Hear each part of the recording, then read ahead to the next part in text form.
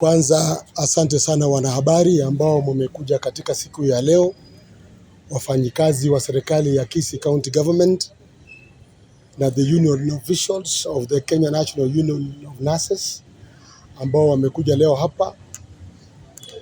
Tunashukuru sana kwa niaba ya gavana wetu Mheshimiwa Paul Simba Arati na sisi timu inayofanya chini yake.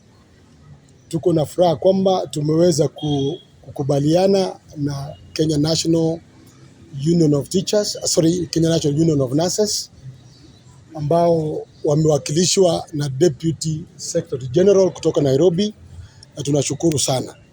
Tumekuwa na changamoto ya mambo ya wafanyikazi ya nurses katika mahospitali zetu, na kweli tumeona kwamba ni jambo la busara kuweza kukubali ama kukubaliana na kurudi kufanya kazi.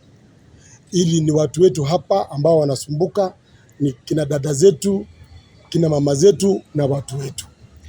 Kwa hivyo tuna furaha kubwa kwamba tumeweza kuzungumza, tumeweza kuelewana na hatimaye kukubaliana kwamba mgomo wa wafanyikazi wa nurses uweze kukoma ama kukwisha, ili warudi kazini kusaidia watu wetu. I am therefore happy to say His Excellency the Governor, tumemzungumzia asubuhi, is very happy and appreciative of what has happened.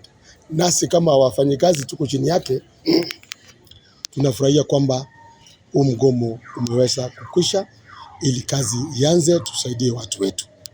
Tunasema ni asante na ni asante sana. Sasa watu wetu wafurahie na kazi iendelee ili watu wetu wasisumbuke. Asante.